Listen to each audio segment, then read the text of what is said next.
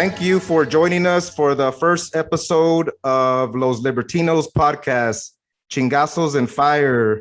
We are, our guest today is AJ Van Slyke. He is a former minor league player. Played for several years. He's a former producer of the Tom Woods Show. For anybody that doesn't know who the Tom Woods Show, because many of you won't, he's kind of the Tom Woods Show is. You should look him up. He's like kind of like one of the godfathers of Liberty podcasting. I would say for sure. And AJ was a big part of that in the beginning of all that. And he also worked for Peter Schiff. Anybody doesn't know who Peter Schiff is, also look him up. His father was a political prisoner for going against the IRS, and his story is interesting. So as many of you that aren't into a lot of this Liberty stuff, since part of the show is meant to be kind of a opening of the door to a lot of this information. Look up all these names that I kind of mentioned. I'll put some stuff on the show notes, but we're gonna go for a ride on this podcast, this one and a lot of them, and it's all being done with in good faith. So thank you, AJ, for joining us here. Thanks for having me, buddy. I'm glad to be here. Oh yeah, man. Yeah. This is it's interesting, man. This is cool. But so for a lot of people that don't know who you are, and I know that it's going to be hard to sum up some of your maybe like where you were born and raised, all of that kind of stuff. Just kind of a little backstory to it, so that way when people tune in, they'll be like, "Hey, who's this vato?" So basically.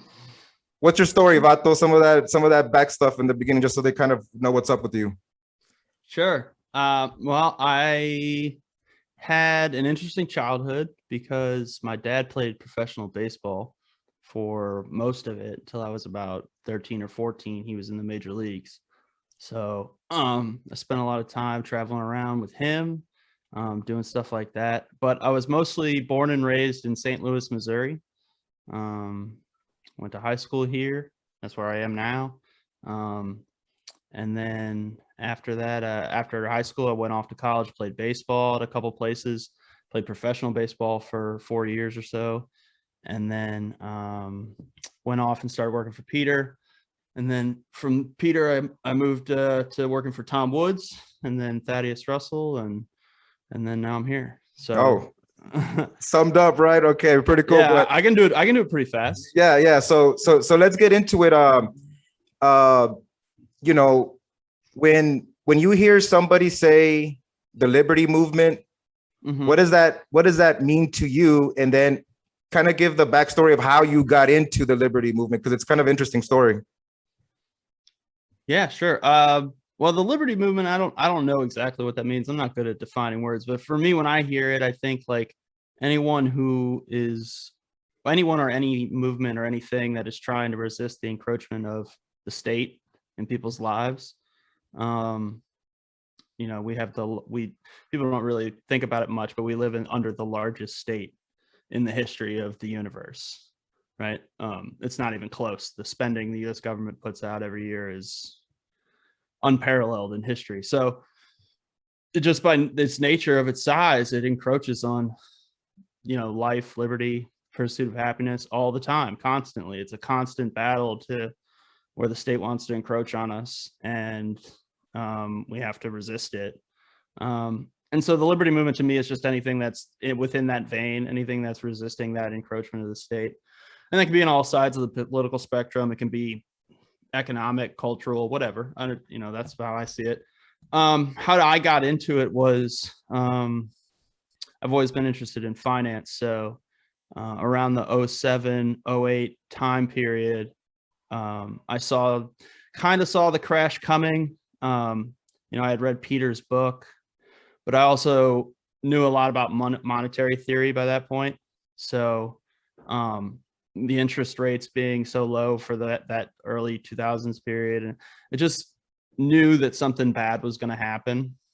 But then when it did happen and when it started to happen, I got really interested. So I found Ron Paul, I found Peter Schiff, I found a lot of other of the Mises people. I started reading Rothbard, started reading Mises, and just dove headfirst into that Austrian business cycle theory stuff. And I was in finance, so I was working in the stock market. It's just like a disaster at that period of time. So that's when I went to work for Peter, because I was like, this is stupid. There's no point in working in the traditional system anymore. They might paper it over for a while, but this is obviously going to fall apart at some point. So I'm not going to build my career on this house of sand. So that's when I went looking for Peter and got really into the Liberty movement. Worked on his Senate campaign in 2010 in Connecticut. And then I realized, like, but you're making it seem like if you just got in your car and took off. That is exactly what I did. Yeah. I know. I know you did that.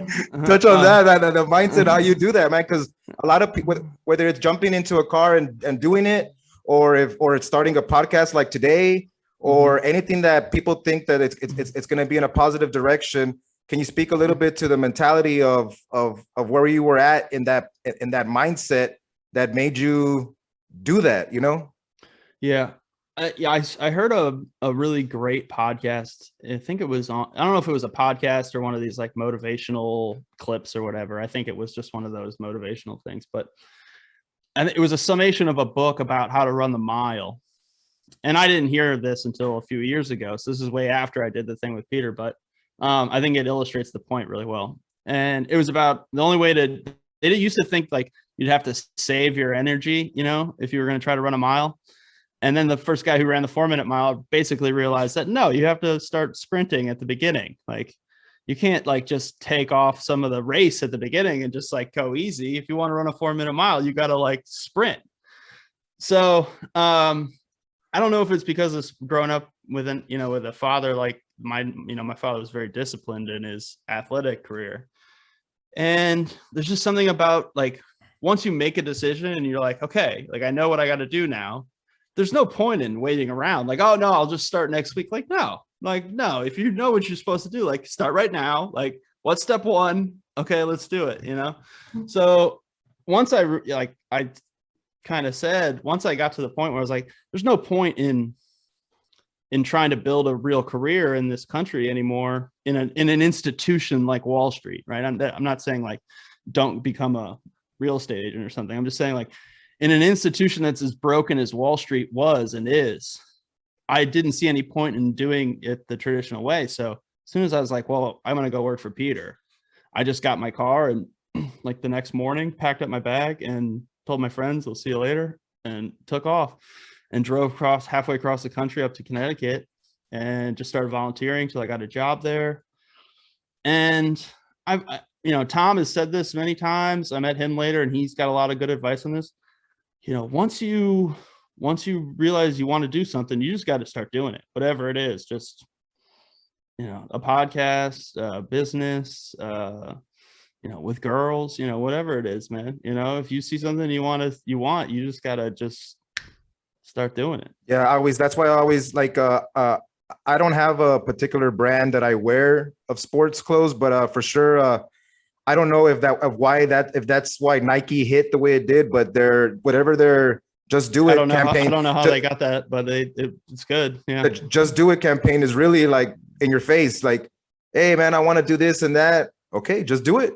Just chingale. Hey, it's easy to talk, but you gotta chingarle, you gotta go do it. But and the thing is like anytime you start something, you're gonna just fail awful, off the bat. I mean, it's extraordinarily rare to start something and just have it be successful. I mean, the Tom Wood show wasn't a hit right off the bat. I mean, anything that you do is just going to be failure after failure after failure, and that's how you figure out how to be good at it. And then by the time you've failed enough and you've put enough time in, and you look back, you're like, oh, I've been doing this for 6 months. I've been doing this for a year now. And now I know what I'm doing. But if you would have waited until you were ready, you would have never learned all those lessons. You would still be stuck at step one, Yeah, no, I hear you, man. Yeah, I hear you and I feel you, man. And I hope that if with what I'm doing here, that there's positive outcomes come from it.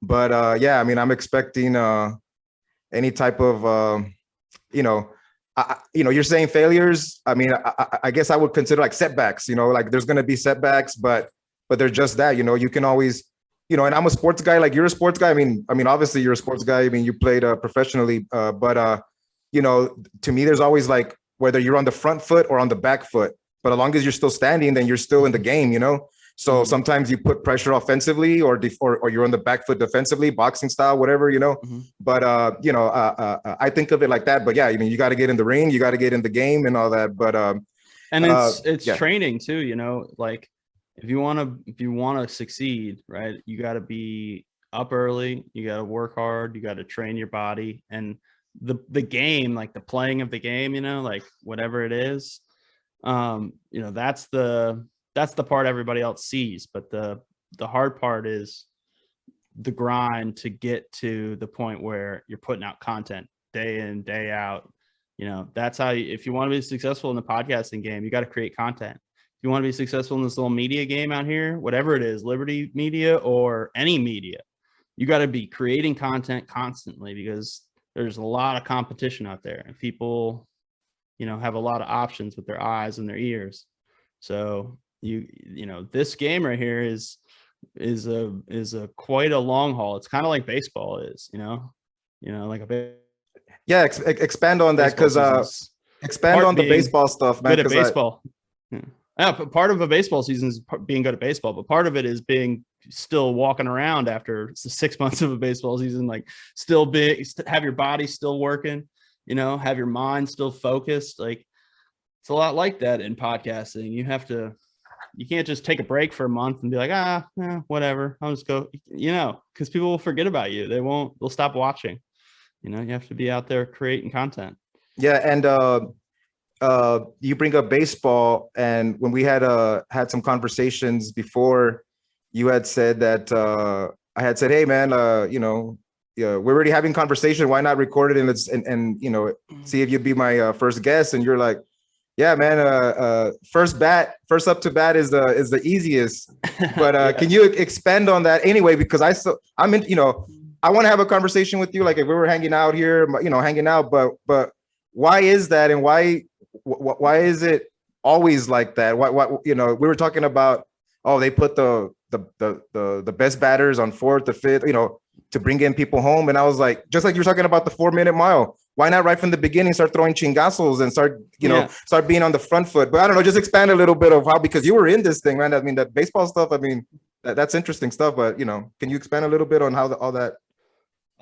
Yeah, it's baseball lineup's a little more complicated, but it's just a good principle in sports and in life. I think, you can think of all the expressions, right? There's a million American idioms, like the first impression, you only get one chance at a first impression, right? Or cops say stuff about, like, and soldiers say about the first run through the door, or the first one over the wall, or military strategy, right? Like the 2003 invasion of Iraq, right? Started with shock and awe, right?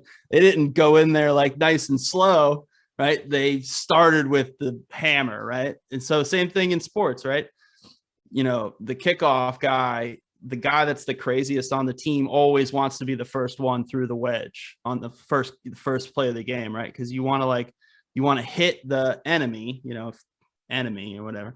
You want to hit the enemy as hard as you can right off the bat, right? Like who was the guy? Was it Tyson? Who said everybody's got a plan until they get punched in the face, right? Yeah. You want that first punch to like disorient your opponent, right? You want the first chingazo to be strong, right? Right. Yeah, exactly. You want the first one to knock them off their feet. You want to put them on their heels, and you want to stay on your toes. And that's just, most of the time, that's a very effective strategy in everything. So I always like being the first guy in everything. I always like being the first guy, to throw the punch, the first guy to, whatever. I like doing that. I don't know if there's something wrong with me or what, but no, man. Well, that worked out pretty good, because you're the first one up here on this on the show here, so that works out perfect, man. Changing a little bit of the conversation, and we're gonna go all kinds of places, and okay. Hopefully it all works out pretty good. And I forgot, man, on the intro, you're currently the CFO of Renegade University. which is an online university that is basically going against the grain of conventional education past what isn't even, it doesn't even mean past high school, whatever. I mean, if anybody wants to start learning something tomorrow, they can just go check out a Renegade University. But um, I I started having conversations with you and seeing you talk, because there's you know, the main guy, you know, Thad Russell. He has like Tuesday classes, or sometimes Thursday kind of hangouts where it's like Zoom meetings with everybody in there. And one of the things that that I heard from coming from you, a lot of it was that it was kind of like the the the unknown pressures of society that are put on on on either men. Mostly that's what we're talking about, because there's a men's group there too. Yeah.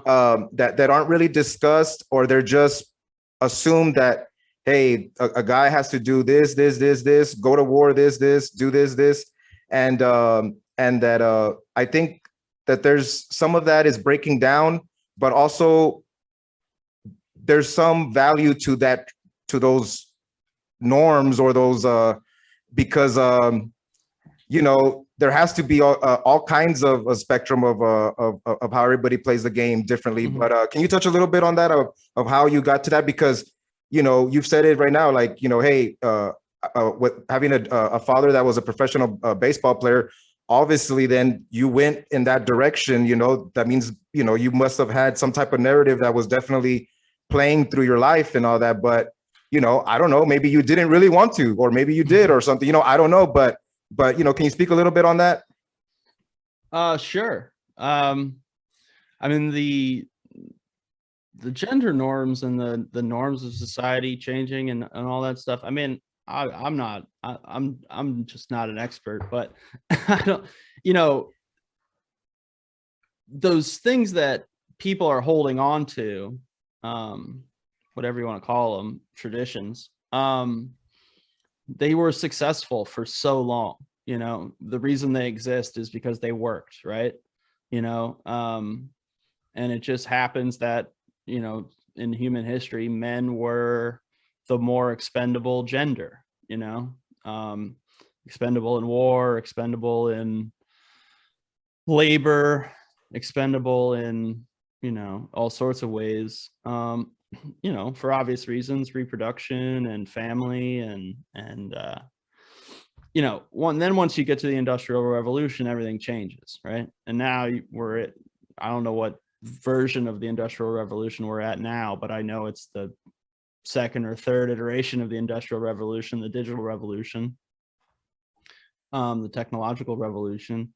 And it's just, you know, those old traditional gender norms and other norms, family norms, religious norms, they don't necessarily, I mean, you know, from my point of view, ask other people, they'll disagree, but, you know, they just don't fit. They don't lay on the map of society the same way that they used to, right? Because things have changed so much, you know, labor roles, you know. Technologies, like you said, if we're currently maybe in in the technical revolution, then that must have played a big role, right? I mean, in how, because I'm guessing, right? I mean, there has to have been, you know, when you say like labor, yeah, you can work from home or do different things. So there's different, like, there was a realignment of how a lot of those norms must have been started to break down, I guess, right? Is that kind of, you know, that Sure, kind of. but what I can say is that growing up with a father like mine and being in an environment of very testosterone fueled environment as a kid, I absorbed that culture, right? That masculine alpha culture. And so throughout my own lifetime, I've watched society's response to that culture evolve.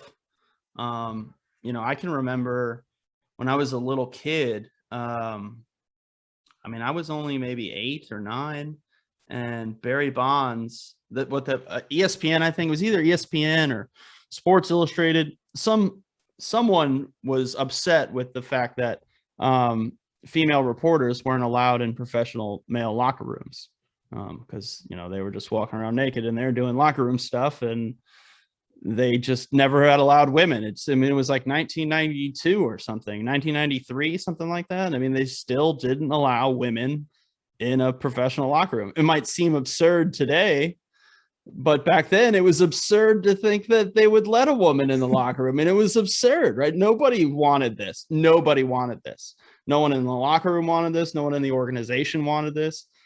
I don't even know if anybody at the magazines wanted it, but the reporters, right? I mean, whoever this reporter was wanted in there. She felt it was not fair that she couldn't go in. So whatever. So I remember Barry Bonds did not like this at all. And he just intentionally just got very naked and just ran around like a wild man when she was in there. They finally let her in, and he just, it's like, okay, well, if you're going to be in here, I'm going to be really, really naked right in front of your face all the time. So, I mean, So that was 30 years ago. And now we're here where we are now. But then to riff on that a little bit, then now looking now, they're probably in their, there's obviously female reporters now in the locker rooms and all that. And, was her push to do that? Then I guess overall, did it benefit society? Did it benefit society to let I mean, I'm sure there's a lot of women that are in the sports reporting world now that are really happy that happened. You know what I mean? I mean, you look at a place like Barstool Sports, or there's just a ton of successful women reporters now. You look at ESPN, it's half women. I mean, so I mean, I'm just, now, is that better for everybody else? I mean, I don't know.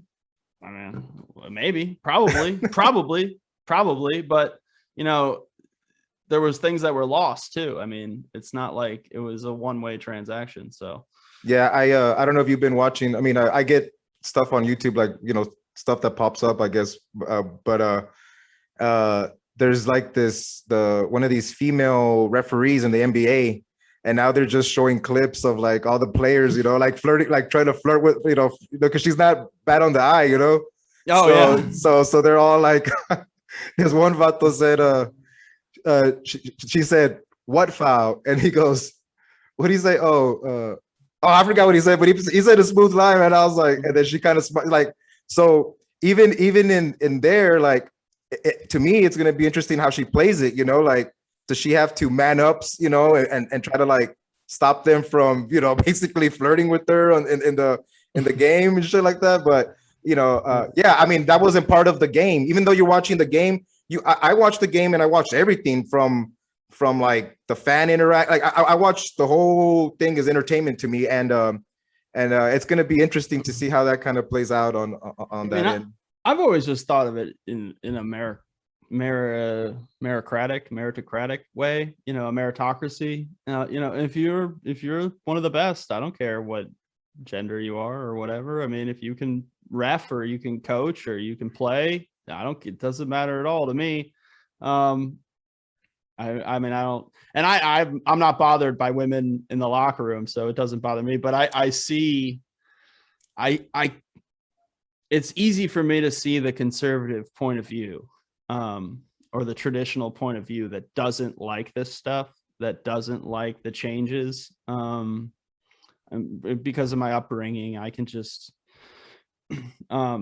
it makes sense to me that people don't want to let go of certain things that they've viewed as, as successful ways of living, of successful ways of being, existing, relationships, all this.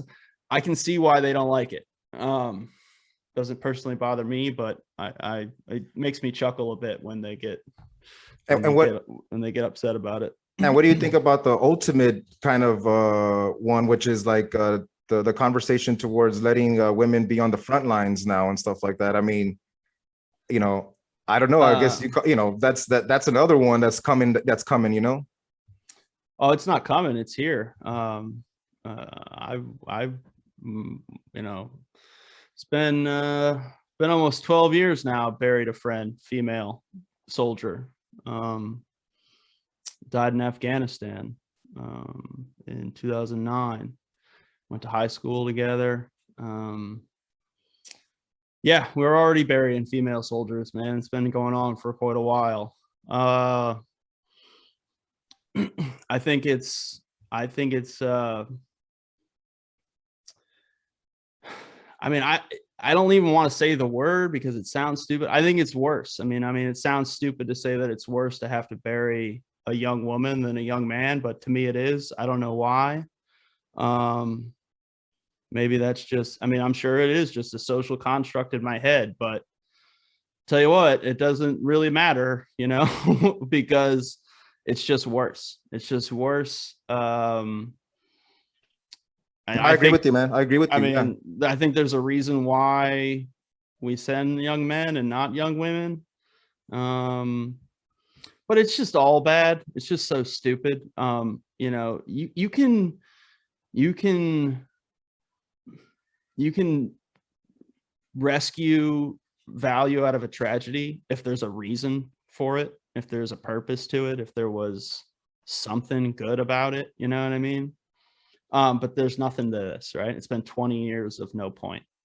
We're exactly where we started. We're worse off than where we started. We, as in the United States. Yeah, it's just the whole thing is such a tragedy. So every single miniature tragedy inside of it is just amplified because there's absolutely no point to any of it. You're just wasting it all, and I don't know. So it's well, so, I can't even focus on it too much because it just breaks me. yeah, well, we're gonna, and I do want to get into this a little bit with you because this was a good conversation, but it'll lead into that, and that is, well, many people would say that we're overseas for, you know, the oil, right? I mean, for oil interests, for you know, basically hired security for the oil interests, and you know, that fuels our consumption, our mobility through you know, our vehicles and stuff like that, and and that, you already know where I'm going with this, man. But I heard you say that you know, that, you know, and you were passionate about it. You were kind of saying like that vehicles and the whole industry behind the fuel to get it to get somebody to ride their car down the street, that there's a lot of unseen damage in the world that happens. Can you touch a little bit on that, man? Can we get into that a little bit? Because I had never heard that perspective. I always thought of vehicles as a form of freedom, you know, that you can just take off somewhere. But sure. But I mean, they are. I mean, they're absolutely are you know, little miniature boxes of freedom. But you know, so is an F-16. You know, if you could get in one of those, but that doesn't mean it's a good idea. You know what I mean, or whatever. I mean, something can be, you know, anything can have great things about it and tragic things about it at the same time. It's just an inanimate object. It depends on how we use it, right? And as a society, we just haven't questioned it in so long. We haven't questioned what we're doing in these things, you know, or why we're using them the way we're using them. You know, I lost a friend when I was 16 in a car accident. I know most people have, you know, we lose 35,000 people a year. A lot of them young people, because young people are dumb and don't know how to drive. I mean, I drove like an idiot when I was young. Very reckless. And we don't think about how cars have changed our society, what they've done to, I mean, I don't know if anyone's done an extensive century-long study of this. They probably have, but I can think of periods of time where cars have completely changed how society coexists. You know, there's a thing here that happened in most of the major industrialized cities of the North, was called white flight, where the former residents of the urban centers of America lost their political power to the Democrats mostly, but also minorities and other things. And they just left. They just packed their bags and moved 20 miles outside of the city. And this is how we have suburbia, why we have suburbia, or a big reason as to why we have suburbia is because they had the option of, well, we'll just drive there. When we have to go downtown for whatever reason or to go to work, well, we'll just drive there. So now you have tens of millions of people that now have to drive umpteen extra miles every day. And now you have this entire gigantic industry of oil to fuel this gigantic machine. And that's just one decade, right? I mean, that's just one little decade of change, all made possible by this one technology. Now, that's not to say that the car is bad, right? It's just at the individual level and at the societal level, we just never think about what we're doing with these things, why we have them. Is it beneficial to our lives? Is it making me happier or not? And I just found at some point in my life, I went and lived in New York for a few years. And I just noticed overall that I was a happier person when I didn't drive around in a car. And then I talked to some doctors about it, and they explained to me the impact that driving has on your brain, that you don't notice because it's so normal. I'm all ears now, man. I'm all ears listening to this for sure, man, because I drive all day from job site to job site. So yeah, man, keep rolling on this, man. Yeah, please. I mean, if you think about, if you just picked up a guy who was living in a hunter-gatherer society, right, and had never seen machinery before ever, and you put him in a miniature cat, right, with one of them little dumper things, and you said, all right, this is the lever that does it, now just go ahead, right? And he's in there, and he's in this machine, his brain is on overload, right? I mean, the concept of it and the danger, but because we live in an industrialized Western society, we don't think that operating heavy machinery is that big a deal. We wake up, have our coffee, go operate some heavy machinery, and then check out and be like, oh, no big deal. No, but your brain, it's not the whole time. It's like, this is incredibly dangerous. What are you doing? You're nuts. Get out of here. Don't stop doing this. Right. It's having this rapid fire conversation to try to keep you alive because it thinks you're in danger. And the stress that puts on your body, on everything in your mind, we don't take account for it. We don't account for it at the personal level, and we certainly don't account for it at the societal level.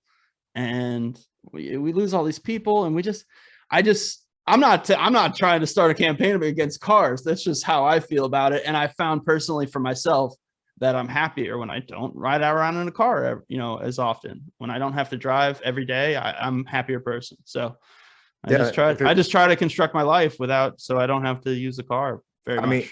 I mean, that type of the conversation between what we're talking about right now. People don't talk about that. And visit PalomaVerdeCBD.com for all of your CBD needs. Get 25% off everything in their store by using the promo code Renegade. So then let's what would be let's talk future talk. What would be the way to get around a lot of that stuff? I mean, and hitting on all the aspects of the liberty movement, meaning, I mean, the push towards electrical and all that. If it's truly solar, where it comes real solar or something, I could see that being beneficial, where you start undermining the oil interests and all that. But by the time we get to that kind of point, I've always thought, sometimes I'll think futuristic, because and I'll start, there's no reason. It's 2021, and we should have nuclear powered little batteries in our cars that are, I don't know, you could just start thinking about all this stuff. I mean, do you ever think like that about what would be the alternative, or what would you see, or Yeah, I think about stuff like that all the time. I don't have a good plan, but I think it'll happen naturally. Here's why I think it'll happen naturally. I thought that remote work was going to be the future of the American economy 10 years ago, at least. I was reading books about that in the late 2000s. And now we're seeing that come to fruition, right? Because of the pandemic, but also it's just a natural evolution. Once you have this, what we have right here, why am I going to where you are and you're going to this other place just so we can do this like for 5 minutes every day? We're going to just both sit in our little cubicles and like be miserable like this all day. And then like 10 minutes, like at 3:00 on a Tuesday, we're going to have one meeting where we have a conversation. Well, why don't we just do it like this? Like, why are we at this office? This is dumb. It costs money. So the economy is going to evolve away from office work. It's going to evolve away from large centers of industry because of things like 3D printing and drones and all this other new technology is just going to basically decentralize. I think the story going forward for many decades is just going to be decentralization of many, many things. But that includes city centers and major hubs. So I think a lot of people will stop driving just because of that. And I think culturally, you'll see a shift, over time where, that always happens, where technology changes and culture rethinks how it's using technology as that happens, right? So I think you'll see a push away from cars, and you'll see a lot of more decentralized, smaller community things going on, decentralized communities that have no relationship to this major highway thing. The highway thing is that's the state, man. That's not natural.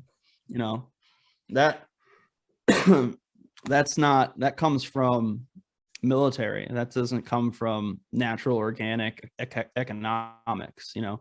All the major monster highways we have, that wouldn't exist the same way it does now if it wasn't for warfare. Here in San Antonio, like sometimes when you see the map, you see how it's structured out, but we're military city. So all of the bases are all set up like, we have loops basically around the city, and it's mostly for access to get to, but nobody thinks about that, but that's what it is, right? That's what it is. And it's interesting.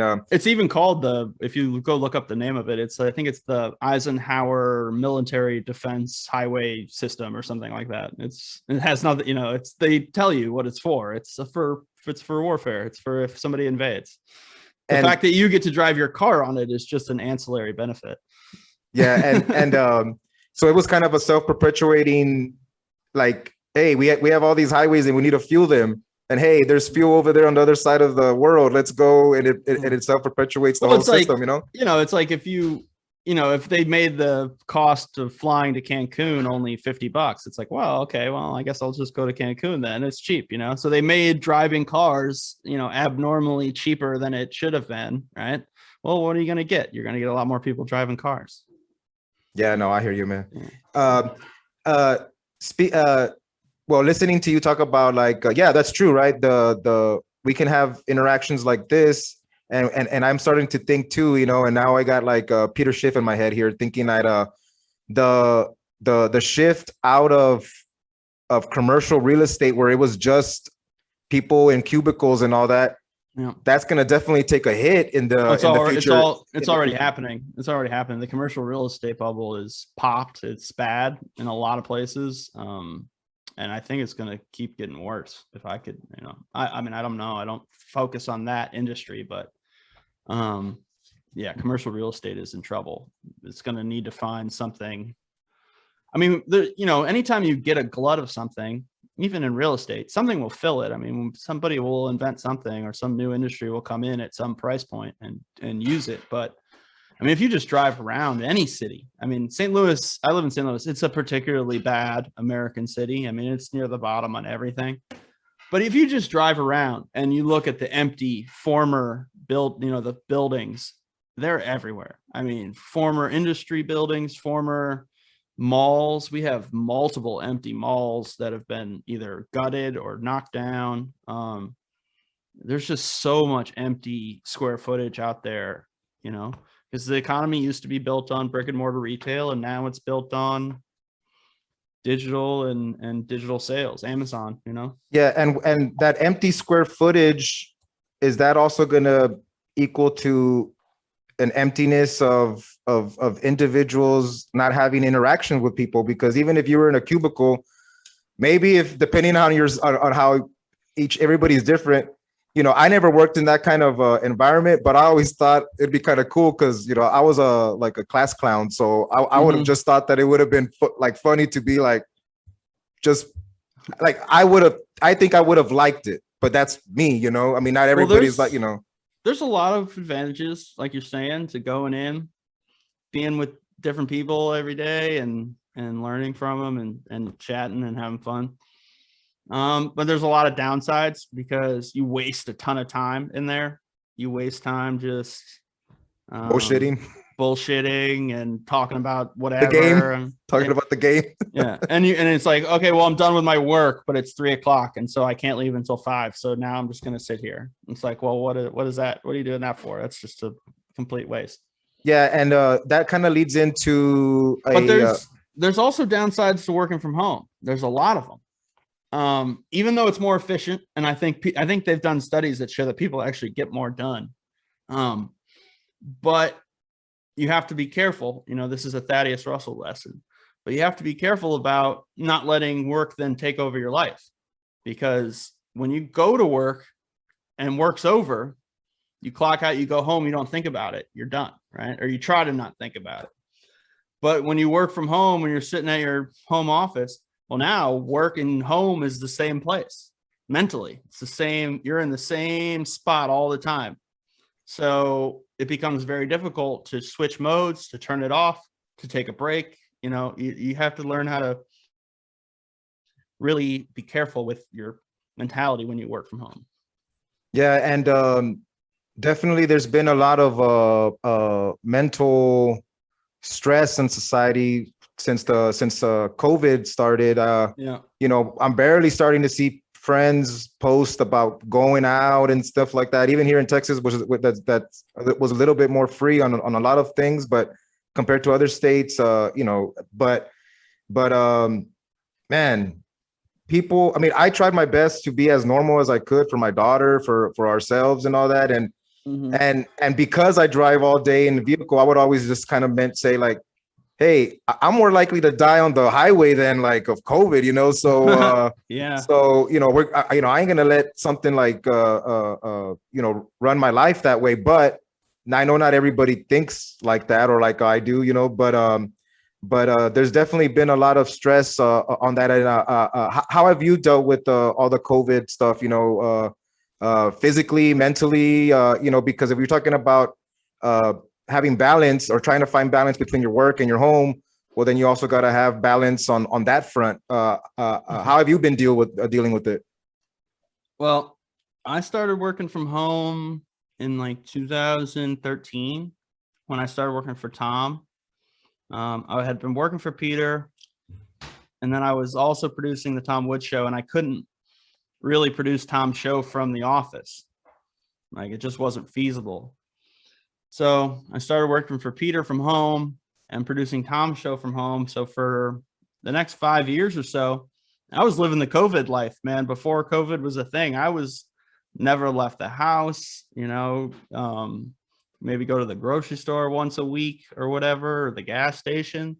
But I was just working and like not going very many places. So when COVID hit, I wasn't really too worried about the lifestyle changes. I was like, whatever, this is basically the same for me. I mean, I can't go to the gym, which was a bummer. But that was basically the biggest hit I took. But I don't know if it's because I'm inherently a contrarian or what, but I went and got a job, an outside job. Like when COVID started, I went and got a job at a bar and was like, I'm just going to go have something to do with my time. And so I just applied for like a regular like bar backing job, and I got it. And then after a little while, the guy that ran it made me the manager. So then I was managing this bar. And so all during COVID, I was at a bar all day, every day, hanging out with dozens and dozens of strangers every day. We never had a problem. I don't know. I mean, if I didn't know that there was a thing, like if I didn't read the news, the only thing I would have noticed was the masks. I mean, life didn't change much. I mean, the time that the bar closed was earlier than it usually did. But besides that, it was just normal bar life, man. I just hung out in a bar during all of COVID pretty much. And it was great. I mean, sounds fun to me, man. It was great. Yeah. I mean, I don't work there anymore, but I stopped a couple of months ago. But that whole year, that whole COVID year, yeah, I spent it in a bar, and it was wonderful. So Yeah. Well, I guess, and a lot of people probably spent it also in a bar too, but drinking a lot more, right? There's probably been a lot of people that have, those are like the unseen part of the policies of shutdowns, right? Like a lot of people started like drinking more. There was more like, I guess they would say like domestic abuse and different things. You were having more interactions with your family when you probably weren't used to it, because people were home like that. But yeah, I guess it affects everybody differently, but it's good to see that. I don't think that we have any idea how bad the lockdowns have destroyed society yet. I don't think we even have started counting or measuring or figuring out. And when they do start, I think it's going to be I think it's going to be a lot worse than people. I think people are going to look back and go, whoa, what did we do? I've seen so much more damage done from the lockdowns than I've seen from anything else. So yeah, this is I don't know how you feel about this, but to me, the lockdowns and the way that the way that the policy put I guess like a blanket over all of society of state rule in this way kind of felt to me like the way after 9/11. Like to me, those two things are very similar in the sense that everybody agreed to like submit to whatever the state was saying. And I was younger back then, so I did whatever I had. I was not political back then. Just like you, I didn't get into politics really until the Ron Paul revolution, like in 07. Mhm. But yeah, I mean, but I remember that feeling afterwards was like, even back then, I felt like the world was going to change. There was something that it was going to change, and that's the way it felt on with this one. And they're not going to just give back the power. That is going to be a lot of weird normal mask. I don't know, man. I mean, it's not scary to me, but I always just feel like it's depressing. Like kind of like, man, that sucks. That sucks that it's like that. And this is part of why we're trying to do what we try to do in the liberty movement, right? Is try to like get new people to hear that there's people that are opposing a lot of just the normal narratives that government puts out. Because so even like you said right now, when they start counting, we're gonna have to like see who's counting, because they're gonna count in a way that benefits their narratives to make sure that to make it seem that they made no mistakes and and things like that. But yeah, man, I hear you. You got to remember that the state power is very asymmetric in the sense that, the U.S. government, like I said earlier, has the most power technically of any state that's ever existed. Has the most money, has the largest size, but it also rests on a completely tiny, frail foundation, right? Anytime the people decide that they don't want something, it's just over, right? Anytime that society says to the government, no, we're not doing that, right? They just immediately give up, right? They can't do anything without consent. And that's why they spend so much time manufacturing consent. That's what's his name's term? Chomsky, Noam Chomsky writes about the fourth estate and the media and how much effort is thrown at manufacturing consent. And yeah, they did a good job, right? They got consent from society very well, and they did it through fear and intimidation and And when they do want to do that, when they want to accomplish something, they're very good at it. But like I said, it's asymmetric. It only lasts as long as the consent lasts, right? As soon as the consent is withdrawn, the whole thing just disappears. So I think that the state has, for decades and decades, overstepped its bounds, overreached its power, overstepped its boundaries. And this is in regards to the people, in regards to the world. They've invaded, I don't know how many countries at this point, since 9/11, a dozen or so. And that power won't last forever, because eventually the world or the people or whatever, they just withdraw their consent and the whole thing just magically vaporizes. Yeah. Do you think that at least now the people, and I know it's not good economics, since what we get into of how we get into like the Austrian business cycle and different things like that, but at least the people now are putting their hand out and saying, hey, we want a stimmy. Hey, right? I mean, hey, so that's almost to me like a sign that definitely an empire in decline, right? Because now they're not manufacturing consent. Now they're like buying it off, with them stimmy checks. Yeah. But I mean, if you go, I was just looking at, I think yesterday morning, I was looking at the ATF's Twitter page. But if you go to any government representative, any government organization, and you look at the replies on their YouTube channel or their Twitter handle or whatever, it's just hate. It's just pure hate. The people just hate them so much. And from all the spectrums, right? The left, the right. I mean, everybody hates the state. They might not say it that way, or they might not even think it that way, right? A lot of them are left liberal normies, right? But they're mad about the stimulus check, or they're mad about the border, or they're just mad. Everybody's mad because the system is so fucking broken. And everybody hates the state.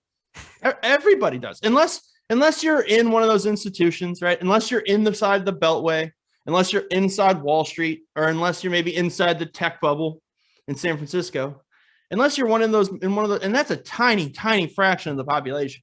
And when we're talking about way less than 5% of the population actually loves the system and wants to keep it. Everyone else is fed up. They're fed up and they're done with it. And it's only a matter of time before it either falls apart or breaks, or, I mean, it's just a matter of time. Yeah. It's a matter of time, but there's still value to the electorate to do this 4-year dance that we do, right? Where, after the election, then there's more kind of like, yeah, we should have a third party or more choices and this and that. And then it starts condensing back into, I don't want to waste my vote. I got to vote for one of these two things. And I never understood why, but there has to be a reason that most people think like that. And maybe it's because there's not enough time to think how, I guess we're people of the mind, I mean, we're always maybe in our heads thinking about this stuff. And a lot of people don't have either the luxury or can't afford to think about a lot of the, but yesterday I had some buddies hanging out over here, and I told them the idea. I said, he's a soccer coach here locally. And I said, hey man, if you have ambition, wouldn't you rather be the national coach of Texas rather than the national coach of the United States? You can just do it here. And the idea of like, what do you mean Texas? Yeah, we just be our own country, and you could just be the coach for the national team. Like, it was just like their mind was blown, and they, but we think about these things all the time, or, at least I do, about Texas seceding and I don't know, man. I mean, I don't know why conversations like that don't happen more often, but they need to. And, this is a big part of what I'm trying to do here, and introduce these conversations to people that don't talk about that kind of stuff, I lost all faith in the political system when I was working for Peter Schiff in his Senate campaign in Connecticut.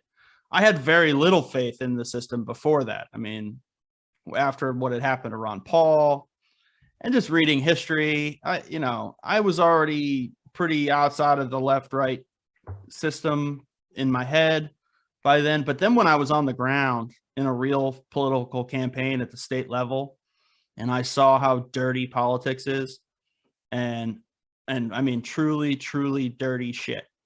Give us a little insight. What do you got? I mean, it's just money.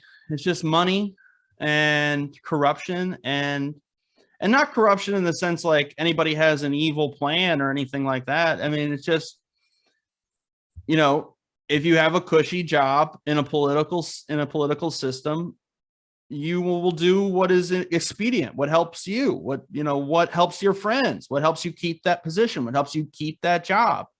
And you're not going to let something like the vote count get in your way. Like, why would you? Like, why? I mean, it's just, I mean, if you're the guy that's literally sitting there and deciding what the votes are, I mean, what are you going to do? Like, just be honest about it? I mean, nobody does that. It doesn't, and it doesn't even get to that point. I mean, usually every vote that you need is bought and paid for before the vote ever happens, right?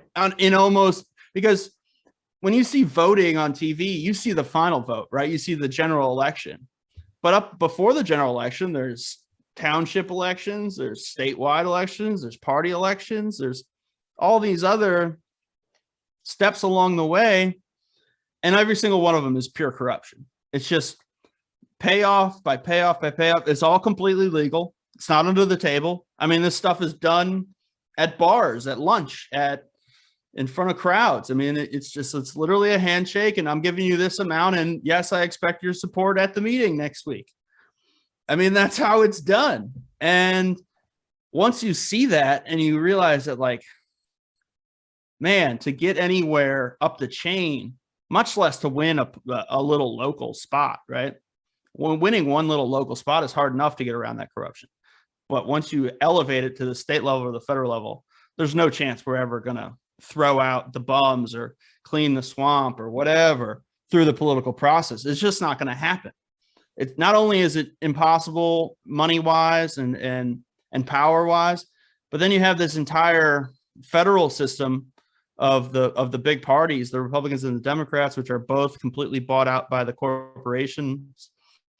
And they'll never allow competition. They'll never allow a third party. They won't let you in the debates. They're not going to let you win House seats. They're just not going. It's not going to happen. You know, there's too much money against you.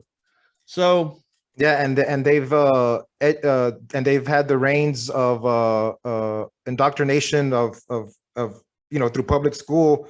This whole mindset of manufacturing consent, right? Of how they, I like that term, of how they build up the system to have value. But let's shift towards what Renegade University is doing on that end to kind of to go against that, right? I mean,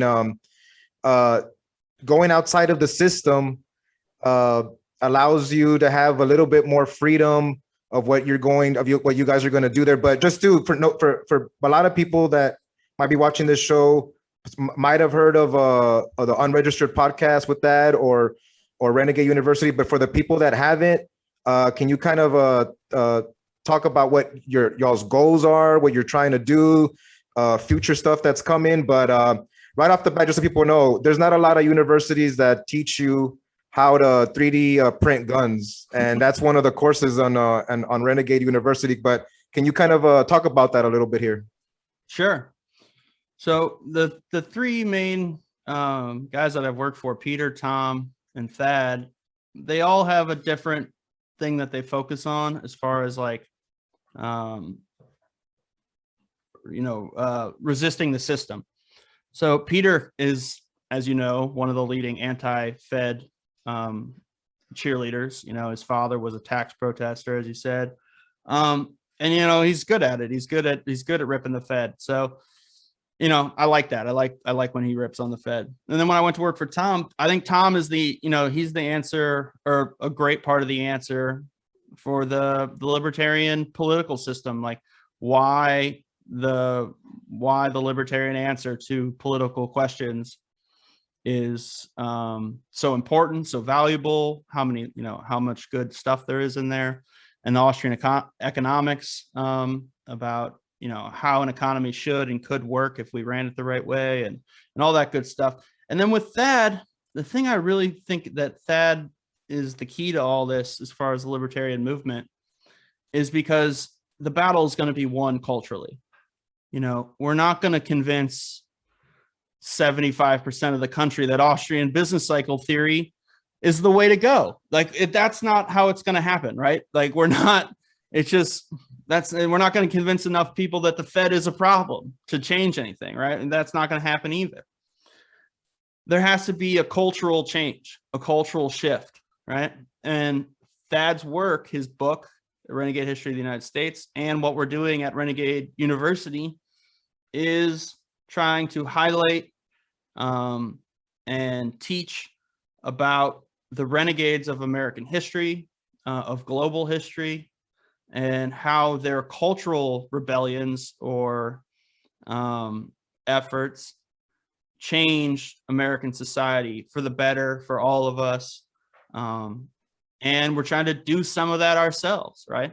We're trying to do classes and teach people how to create freedom for themselves in, like I said before, in a encroaching state, right? We live in the largest encroaching state in world history, and we're just trying to shine a little bit of light for people, enlighten them, so to speak, about ways that they can create freedom for themselves now, and perhaps some heroes that they can look back to in the past and say, look what those guys did, or look what that lady did, or look what these people did, look how they resisted the state, and how they were either successful or how they failed, and how we might go about it now, and try to keep that light alive until the day that we can just open the doors and let the whole thing out, get rid of this fucking parasite we have draining our lifeblood. I hear you, man. So thank you for the hanging out with me, AJ. And where can and I appreciate it, man. Thank you for being the first Thanks one, for man. That having me, worked man. out pretty cool. Where can people get information on Renegade University, and what classes are coming up that you can plug in, and where people can find you if they're trying to reach out to you directly about maybe wanting to know how to get in a car and just go and do what you got to do? All right, so you can go to renegadeuniversity.com, and we got courses coming up on cryptocurrency, great books course on Plato. We got one coming. We're going to do a second course on 3D printed guns, and we got some great ones coming up. We got one on morality, the case against morality with Stephen Kirshner. We got ones on self-defense coming up. We got ones on. We got a bunch more coming. And then me, I quit. I quit Twitter. I quit Facebook. They're poison. Same thing with the cars, man. There's good things about them, but I just decided I don't need this. So you can't find me on there, but you can contact me at Renegade University. You can find me at on all of Thad's stuff. I'm always on with him on any of the classes or anything else. I'm in the chat group at Renegade University, so you can find me there. I'll be around. Perfect, man. Thank you for the interview, and maybe we'll do this again in person when you guys have your event here in Texas. I think in October. So anybody out there too that wants to hang out and get into some of these this new cultural change that is happening, definitely follow Thad Russell and go to Renegade University. And once again, thank you, AJ, and we'll do this again. Peace.